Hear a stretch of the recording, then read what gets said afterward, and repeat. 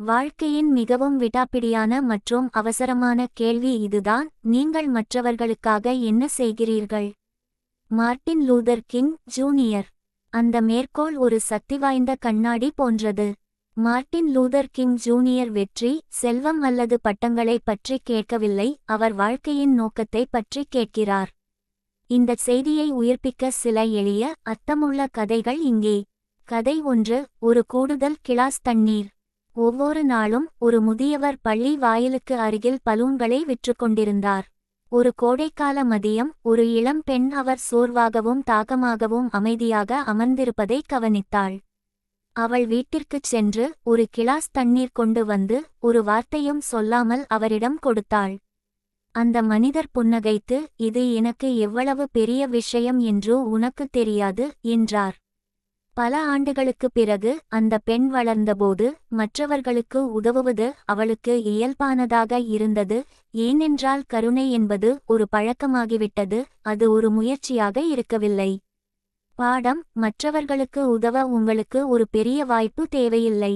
சில நேரங்களில் சரியான நேரத்தில் செய்யப்படும் ஒரு சிறிய செயல் வாழ்க்கையின் மிக முக்கியமான கேள்விக்கு பதிலளிக்கிறது. கதை 2: குறிப்புகளை பகிர்ந்த மாணவி. மீனா ஒரு சராசரி மாணவி, ஆனால் வகுப்புகளுக்கு வராத வகுப்பு தோழர்களுடன் தனது குறிப்புகளை பகிர்ந்து கொள்ளும் பழக்கம் அவளுக்கு இருந்தது. அந்த வகுப்பு தோழர்களில் ஒருவர் வீட்டில் அமைதியாக போராடிக் கொண்டிருந்தார், படிப்பை நிறுத்தும் விளிம்பில் இருந்தார். மீனாவின் எளிய உதவி அவரை கல்லூரியில் தொடர வைத்தது. பல ஆண்டுகளுக்குப் பிறகு அவர் ஒரு ஆசிரியரானார், மேலும் தனது மாணவர்களுக்கும் அதையே செய்தார். ஒரு சிறிய செயல் நன்மையின் சங்கிலியை உருவாக்கியது.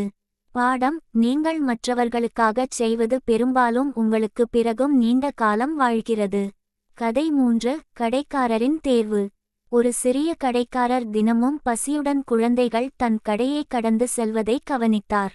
விற்காத உணவை வீணாக்குவதற்கு பதிலாக அவர் அதை அவர்களுக்கு கொடுக்கத் தொடங்கினார். மக்கள் அவரை கேலி செய்து, இதனால் உனக்கு என்ன கிடைக்கும் என்று கேட்டார்கள். அதற்கு அவர், நான் நிம்மதியாக உறங்குகிறேன் என்று பதிலளித்தார். ஒரு நாள் அவருடைய கடைக்குச் சிக்கல் வந்தபோது அதே சமூகம் அவருக்கு துணையாக நின்றது. பாடம்: மற்றவர்களுக்கு சேவை செய்வது நம்பிக்கை, அன்பு மற்றும் ஆதரவு போன்ற கண்ணுக்குத் தெரியாத செல்வத்தை உருவாக்குகிறது.